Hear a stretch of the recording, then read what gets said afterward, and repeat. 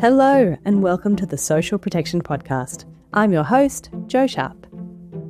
The fourth International Conference on Financing for Development, that's FF4D, kicks off at the end of this month, June, and in the lead up we're talking about financing for social protection.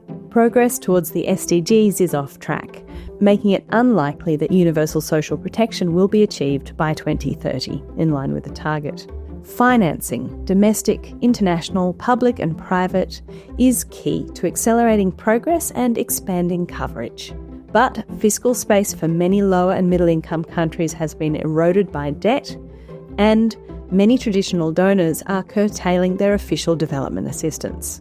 As we look ahead to FF4D, what reforms are needed in the international financial system to better meet the need of developing countries? And how can we unlock funding for social protection, sustainable development, and a just transition?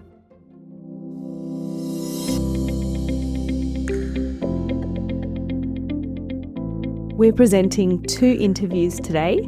First up, we're delighted to have Hassatou, Diop and Celine join us. She is Vice President for Finance and CFO at the African Development Bank Group. Welcome, Hassatou. Thank you and good morning to everyone. Hassatou, external debt in at least sub-Saharan African countries is high. According to one statistic I saw, the average government is now spending 12% of its revenue on external debt service. That's often more than health and education spending, let alone on things like social protection, which is obviously the focus of this podcast.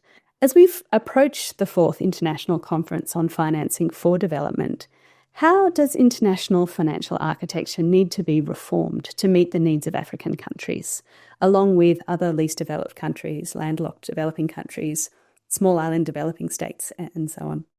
Thank you very much for this question. The current international financial architecture was not designed, of course, with the realities of African countries today or other vulnerable economies. This is one of the reasons why there's been a call across the world for a deep reform of the global financial architecture. Today, too many African governments are spending much more on servicing their debt, and this is not tenable. One of the key issues that needs to be tackled is the cost of capital, because many African countries, many governments are paying higher interest rates.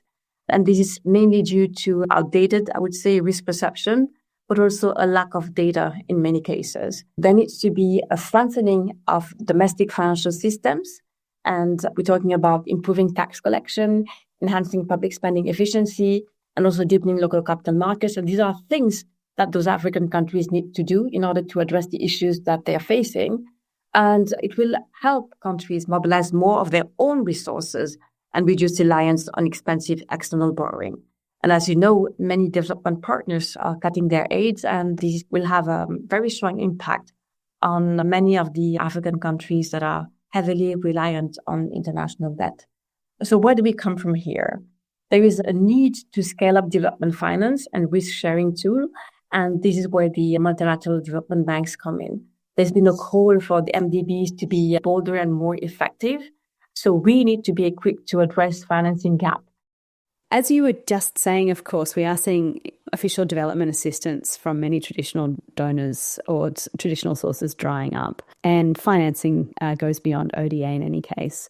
In particular, I wanted to ask you about instruments like the IMF's special drawing rights, or SDR, as alternative sources of financing. What are these special drawing rights, and how can they be leveraged to provide liquidity and financing for African countries and developing countries?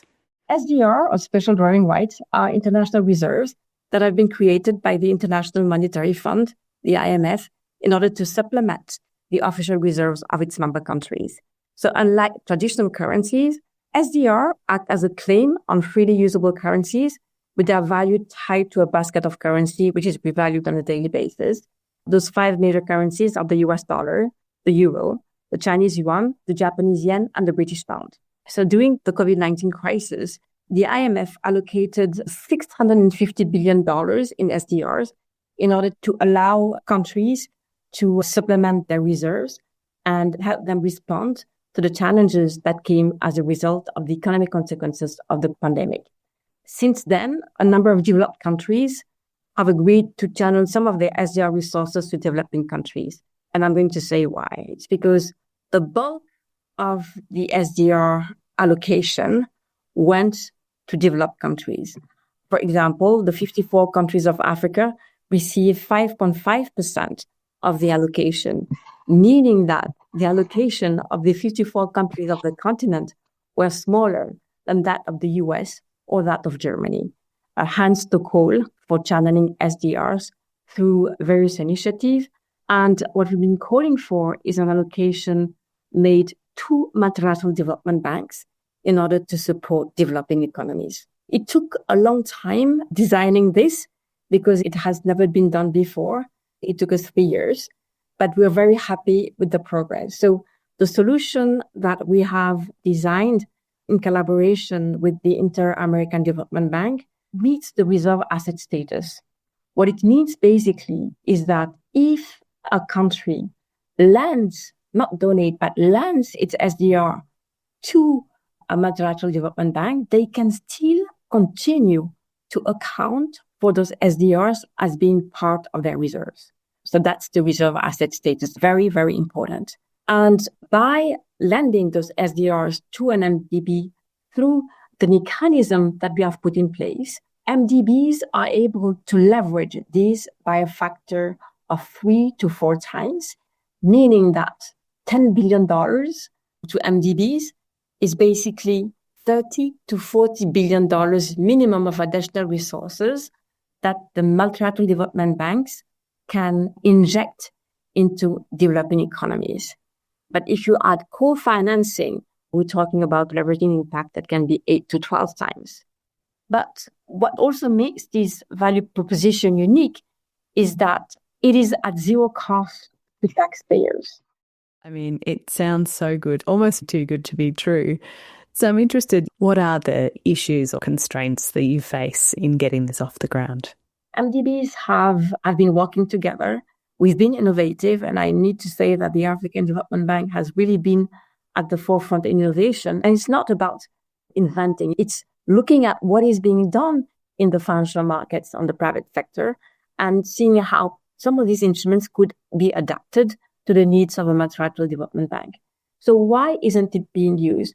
Innovation can be sometimes a bit scary to entities that are being quite conservative. So it's very important that the same way that the G20 has asked MDBs to be bold, we're asking countries as well to be bold.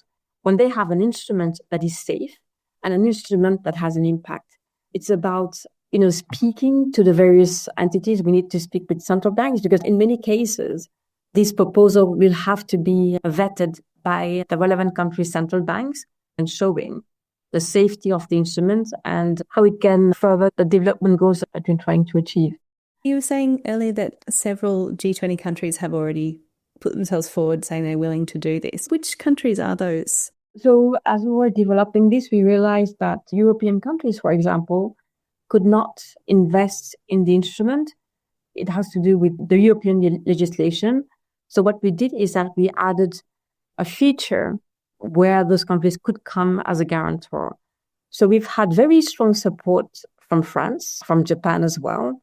And we're speaking with other countries that have expressed an interest, but there are, in some cases, some changes that would need to be enacted into their own rules and regulations. But in the current context where ODA is shrinking, here is the perfect solution because ODA is $1 in is $1 out. But here you have $1 in that is between $3 to $12 out at zero cost to taxpayers. So no impact on the budget of the developed countries. You've also mentioned private capital, and engaging the private sector was a significant theme for the third international conference on financing for development, which was 10 years ago. What does bringing in the private sector look like? It's about resources. And where are the resources coming from? They're coming from the sovereigns through international development, through ODA. They're coming through MDBs, but they need to come also for the private sector. So how do we get the private sector to invest at scale on the African continent? And there is a perception of risk. It's risky to invest here. So I'm not going to put my resources here. So the way that we MDBs come in is by providing what we call de-risking instruments. So providing guarantees in order to give to the private sector the necessary comfort to invest in specific projects on the African continent. So it has worked quite well. And we've seen increasing interest and investments coming into Africa. As you've just said, 54 countries in Africa. So it's always a mistake to try and, speak to them all too broadly. But I would be interested, this is the Financing for Development conference. Part of it is about also looking at the SDGs and how far we are from achieving many, if not all of them. What are the financing priorities for the African countries that you work with when it comes to sustainable development? The priorities of African countries are reflected in the 10-year strategy of the African Development Bank, which itself is also anchored on the African Union Agenda 2063, which is called the Africa We Want. The thrust of our 10-year strategy is around industrialization of the African continent. It's about lighting up, empowering the continent because less than half of the population doesn't have access to electricity. It's about agriculture and human development. It is about also the integration of the African continent. As you may know, Africa has the potential of being the largest free trade area once the Africa Continental Free Trade Area is fully implemented, representing a major market for the continent. We have critical infrastructure deficit. There is food insecurity, high youth unemployment, and fragility in certain regions. The operational priorities that we've set up is about addressing some of these issues, which include also job creation and gender equality.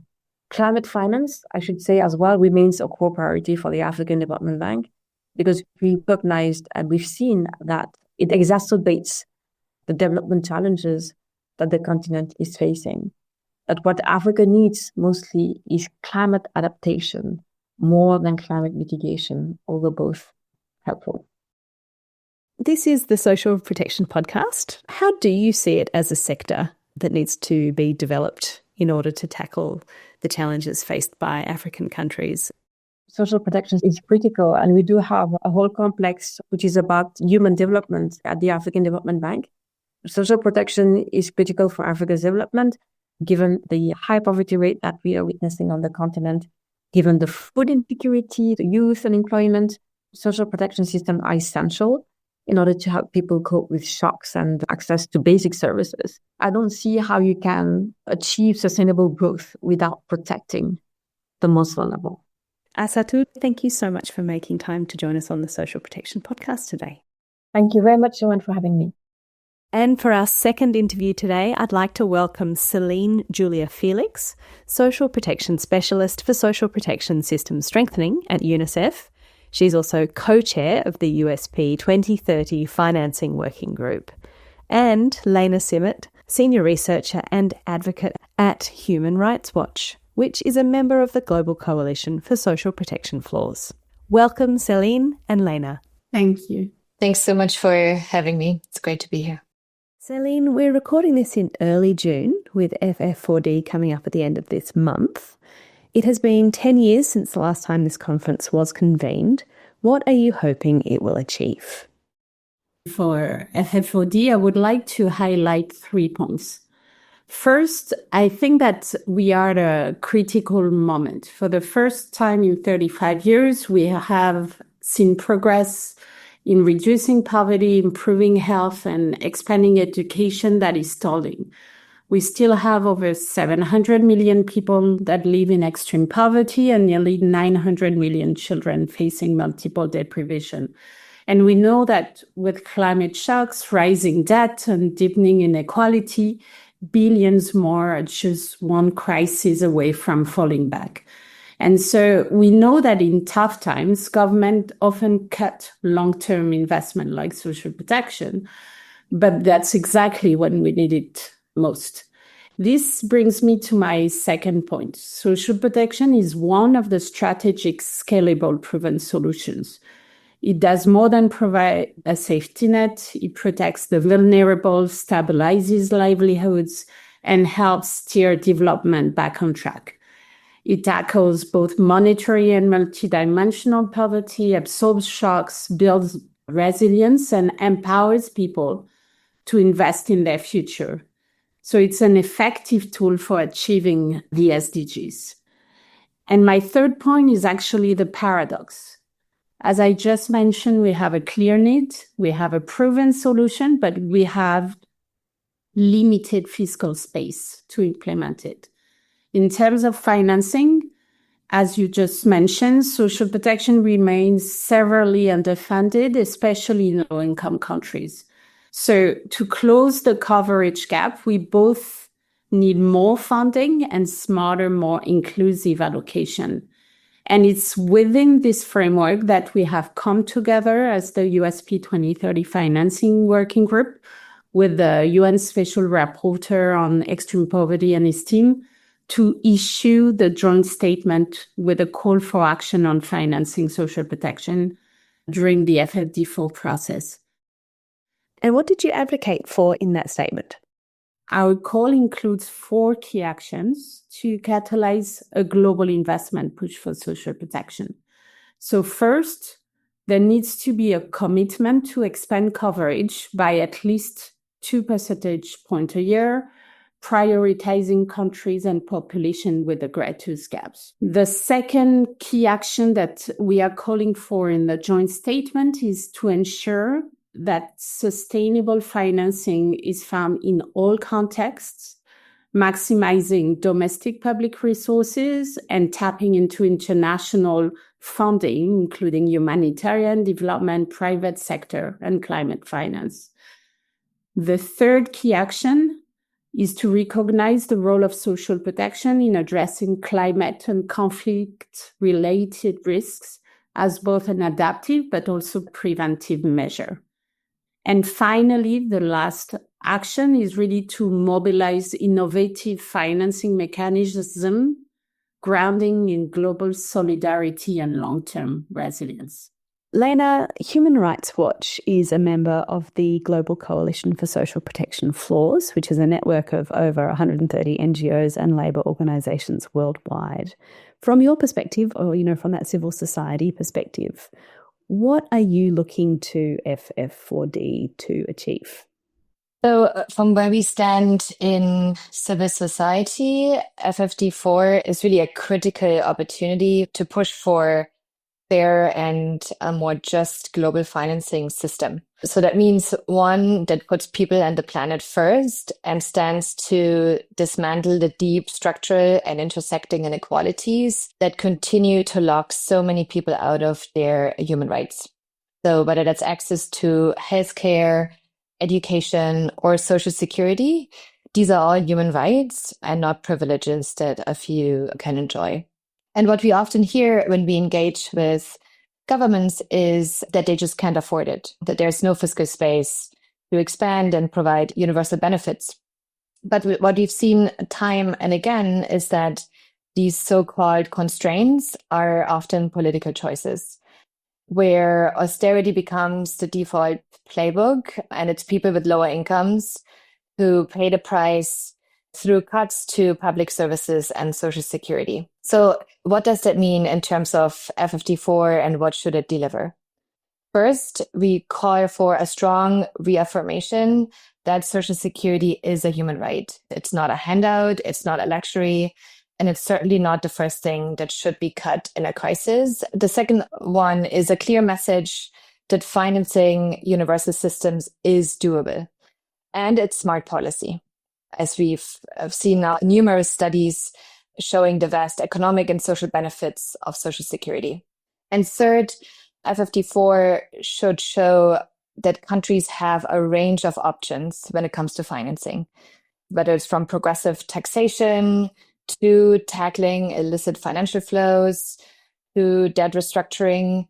We need a clear roadmap, and we also need benchmarks and timelines that governments can be held accountable to. And we also need to ensure that civil society has and continues to have a seat at the table. So if we're serious about universal social security, then FFD4 can be a turning point, not just for commitments, but also for action. Thank you. Lena, just staying with you and maybe picking up on that point that you made about financing decisions being political and not just technical, and the need to prioritise them even in the face of austerity. How are you advocating for countries to increase their domestic spending on social protection? And what are some examples of countries perhaps that have managed to buck the trend and invest despite that kind of limited fiscal space? I'm glad you're raising the point, as that's a very important message to us, because we often hear that countries can't afford to expand social security. But in reality, it's not only about resources, but it's really political choices. And if we look at the countries, or some of the countries with the most comprehensive social security systems today, some of them were built at a time when their countries were still classified as low income, or when they had much less wealth than they had today. So we need to move away from the idea that we need to sort of get rich first before we can build a social protection floor. Take Nepal, for example. Despite a relatively low per capita income, it introduced a near universal old age pension over 25 years ago. Since then, the benefit amount has been increased and the eligibility age has been reduced to ensure that more people are eligible. And over the years, since it was an extremely popular policy, the government has also expanded disability benefits as well as a child grant. And we're currently advocating for it to be expanded to all districts of the country, as it's still limited, but nevertheless had enormous repercussions in terms of reducing malnutrition, improving educational outcomes, and so forth. And they were largely financed through domestic revenues, so not external loans or aid.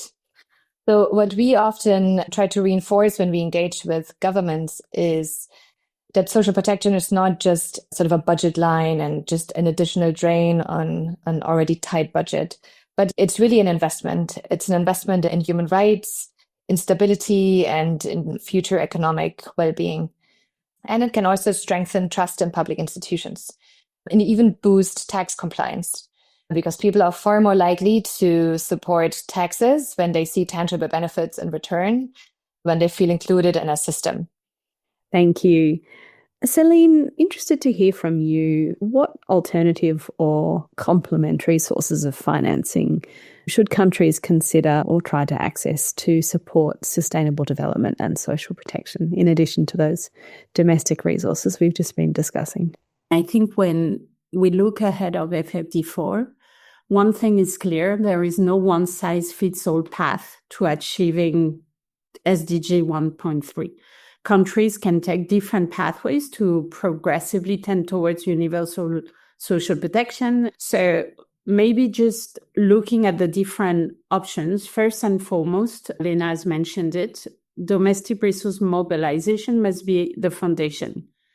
This means protecting and prioritizing social protection in national budget, reallocating funds from less impactful sector to ensure expanded and adequate coverage. A second point that Lena has already mentioned is, I think, that improving domestic resource mobilization means strengthening progressive taxation with those with greater means to contribute more. And for this, we can look at taxes on income, wealth, corporate profits, especially in the finance sector. We can also look at stemming illicit financial flows and tackling tax avoidance, because we know that there are billions in lost revenue. But again, additionally to domestic efforts, we know that we need international solidarity as well. And international solidarity must step up. This means scaling up ODA and having it deliberately go towards social protection. And of course, this message is a bit contrary to what we're seeing right now with the recent cuts to ODA. And here, I think we have definitely a risk to undermine the global efforts to reduce poverty and expand social protection, especially in those countries that are already facing severe fiscal constraint. There is what we call the innovative financing. We may think there are other instruments like debt for social protection swaps that can, on a case-by-case basis, when conditions are right, also unlock funding. And there has been also discussion about solidarity taxes on corporate profits or air travel and stronger international tax cooperation as different tools that can be considered. Maybe the last point, when we look at all of these options, it's also very important to rethink how we allocate and how this funding is allocated and managed at country level. That means improving transparency, reducing fragmentation, and ensuring funds actually reach those most in need, especially those that are not covered by social protection, as we've discussed before. We're aware that many countries are experiencing high rates of national debt. We know that that kind of debt tends to drive austerity, as you've been saying, rather than promote the investment in social protection and social services. What does a social justice or human rights approach mean for how countries should develop and finance universal social protection systems? If we start with the question, what is a human rights lens? It really starts with sort of a simple and shared understanding that everyone has the right to social security. We also have to ask not just who benefits, but also who pays. And too often what we see is that it's women, it's informal workers and marginalized groups who are left out of systems or who receive lower benefit amounts. Meanwhile, very powerful actors, whether it's multinational corporations or elites, manage to avoid contributing to systems altogether. And let me maybe mention around the platform economy, where many tech companies who hire so-called platform workers or gig workers as independent contractors rather than employees are cutting business costs and avoid paying into social security systems that workers have been fighting for many years. Another item I would like to mention is the role of international financial institutions like the IMF and the World Bank, who both play a major role in shaping how social protection systems are designed and how they are financed. And it also relates to the question of debt and available funds, because the World Bank is currently the largest global funder of social protection. But too often we see that many of the programs are very narrowly designed and they're often temporary and what is called poverty targeted, rather than investing in long-term structures that create universal coverage. One concern we and the Global Coalition for Social Protection Floors have been raising is, for instance, this recent push for so-called social registries, which are large databases used to identify and target the poorest households in some countries. And civil society for years has been documenting serious issues with this approach, as it has yielded very high exclusion errors in some countries and also undermined this solidarity element that universal systems can help build. So we really think that these resources can be used very differently to build more inclusive and rights-aligned systems instead. Finally, for both of you, I just wanted to take a step back and, of course, reflect that this conference is about financing for development more broadly. Health, education, energy, transition, there are a huge range of priorities that all need investment to drive the achievement of SDGs and those critical climate transitions that we've been discussing. Is the reality that social protection is in competition with other forms of social spending? How do you advocate for social protection in the context of that broader need? Lena, can I come to you first? Yeah, it's a fair question and one that we've also been grappling with. And it reflects the reality that governments do face tough decisions when it comes to budgeting. But I think we need to challenge the idea that social protection is in competition with other public services, because it's not a zero-sum game. It's really about how do we leverage more funding, different types of funding, and also about political priorities. Social protection is actually very strongly linked to public services, and one really reinforces the other. And they should certainly not be seen as being in conflict or competition. So what we do as civil society groups and also as the Global Coalition is that we engage very strongly with other civil society actors that more broadly work on financing or work on other types of public services to sort of exchange, but also make sure that our messages around social protection and public services are shared. And maybe finally to say that, of course, from a human rights perspective, there's no prioritization, that the people have the right to social security just as they have the right to education or the right to health. So there shouldn't be any sort of artificial trade-offs or silos or barriers created between them. Thank you. Celine, how do you come at this challenge? I think Lena has already mentioned a lot, and I would very much agree with the point that she has made around the contribution that social protection can make in terms of other sectors, and hence the importance of looking at it together. I think also it's important when we talk about social protection and investment in social protection, we are looking at the demand side, right? And we are looking at making sure that people receive the income support that they may need when they face hard time, but it's also supporting access to key services such as education, health, etc.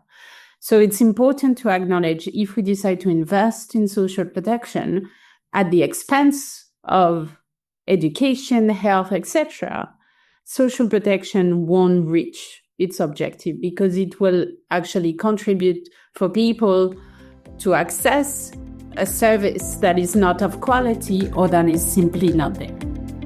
Celine and Lena, thank you very much for joining me on the Social Protection Podcast today. Thanks so much. Thank you so much for having us.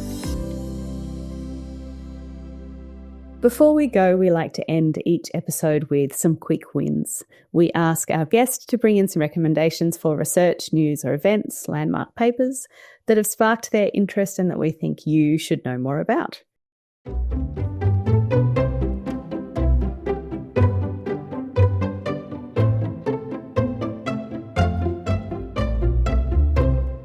Joining us for quick wins today is Yamele Rigolini. Yamele is Senior Advisor for Social Protection and Labour at the World Bank. Welcome, Yamele. Thank you for having me.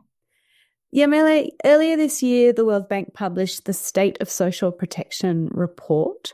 Like last year's World Social Protection report from the ILO, it celebrates growing coverage of social protection while nevertheless emphasising the remaining gaps in coverage. This report describes that as 1.6 billion people in low and middle income countries who still have no access to social protection, plus an additional 400 million people for whom benefits are so meagre as to be ineffective.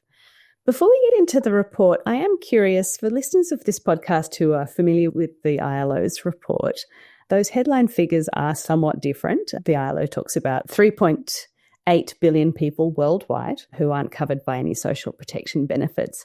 Just wondering if you could speak to the differences in methodology between the two papers and how that different picture emerges. That's a great question to start with because it's an important one. And in fact, the two papers, the two reports complement very well one another. The ILO approach is rights-based. So basically, it's one person, one benefit. They look at all the people who should be eligible, and then they look whether these people receive or not a benefit. We have more an economic approach to social protection that consider the fact that within households, resources are shared. So that's why first we use household survey and not administrative data for most of the analysis. And then we consider that all the households is reached by social protection if at least one member receives a benefit. So by construction, our coverage numbers are larger. However, because resources are shared, our benefits become lower. So that's why in the report, we don't only look at coverage, but also adequacy. Because if you bring the reasoning of sharing of resources within households, you need to look at resources per capita. The second point that also makes a difference is that the ILO only look at programs that are into law. And there is a reason for that, because these programs tend to be more stable. It's more difficult to undo them. But in low-income countries, many of our projects, for instance, are not necessarily into law, but they reach a large number of people. And that's why we find substantial differences in coverage in low-income countries. Thank you. And certainly no one is disagreeing with the central point or finding about the need to expand social protection coverage. But I'd actually be really interested to hear from you a bit more about those points on adequacy, which I think tends to get less attention. For us, adequacy is really important. Adequacy has two aspects. The first is the generosity of benefits. And that is a key point we need to address in low-income countries. Among the extreme poor in low-income countries, people receive 10% of their daily consumption on average. Hence, if we look at a daily consumption below $2.15 a day, it means people receive 20 cents a day or less on average. That is impactful, but it may not be enough to really help people escape or sustainably exit poverty. But equally important, I would say in middle-income countries, more important is the type of support people receive. We have been expanding cash transfer, but if we want to create pathways out of poverty, we need to complement that with social services to address issues such as mental health, domestic violence, or addiction. And we desperately need more employment and economic inclusion support to help people access better jobs and become more self-reliant. And that is, I think, where the social protection agenda should move going forward in middle-income countries, is this integration between direct support with employment support. As we are recording this, we're approaching the 4th International Conference on Financing for Development. And of course, financing is something that the paper touches on as well. What do you see as the prospects for increasing financing for social protection to address these coverage and adequacy gaps in this era of high indebtedness for many low-income countries and what you could call ODA retreat? This is a good question. I'm not sure I'm fully qualified to answer it, but what I can say is that it may be challenging in some contexts to really keep increasing coverage at the speed that happened in the past decade. But especially in middle-income countries, there is some substantial room for spending, not necessarily more, but also spending better. What we find, for instance, is that social assistance, which is financed out of general taxation, goes almost as much to the rich as to the poor. There is some progressiveness in there, but it's not high at all. And if we would redirect much of social assistance towards the poor, we could cover almost half of the financing need to eradicate poverty. We can also be more ambitious in terms of subsidy reforms. Energy subsidies are around 7% of global GDP. On average, countries spend 1.5% on social assistance. If we would get rid of subsidies, which are regressive, we could increase coverage of social assistance and still have space, fiscal space available to implement other meaningful and important reform in education and health, for instance. Yeah, I think subsidy reform is a source of financing or perhaps a way of shifting budget line items that a lot of people would point to. I guess there would be people that would challenge you on our ability to reliably and accurately shift spending to the poorest people. Well, this is a discussion that is going on since a long time. And basically, I don't think there is necessarily a unique answer. It's really about the objective one wants to achieve. Personally, but it's a personal opinion, I think if fiscal space is really constrained, if the budget is given, you can have a greater impact on poverty if you focus that budget on people who need it more. Now, the downside is because it's difficult to know who these people are, you may miss some of them. So there is a trade-off. And I think where countries want to be in that trade-off is really about the social contract. And it's really a choice each country needs to make for itself. Where we can really be helpful is in trying to minimize this trade-off. Once you choose where you want to be, there are techniques that can point where you want to be.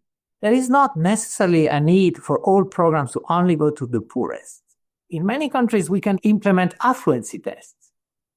If your tax declaration shows that you really don't need a benefit because you have a house, you have a car, you have land, then maybe you are out. But you can still include 60, 70% of the population. So I would like to move the discussion about targeting towards not black and white, but towards a continuum, and where countries see them in that continuum. The report does talk about the need to speed up the spread of stronger and better social protection. I appreciate the way you framed that idea of better social protection as being perhaps more generous, but also more integrated and bringing in all of those other dimensions, as you've been saying. Why do you see this as being so urgent? I think the world is changing and is becoming more uncertain. We have increasing crises, economic crises, some of which follow one another. We have increasing fragility. We have strong technological change, which creates a need to retrain workers, but also to support workers who may be displaced by new technologies. And we have an increasing frequency of climate-related shocks and disasters, many of which hit poor countries. So if you take this changing environment, it is really important to design effective systems, not only to protect people, but also to help them navigate this change and still having opportunities to escape poverty and access better employment opportunities. Thank you, Yamele Rigolini, for joining me on the Social Protection Podcast today. Thanks to you and thanks to everyone.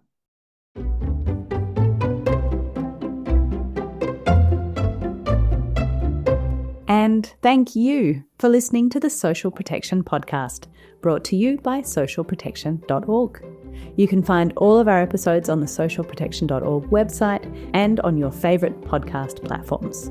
Be sure to like, subscribe, and leave a review. Back next month. See you then.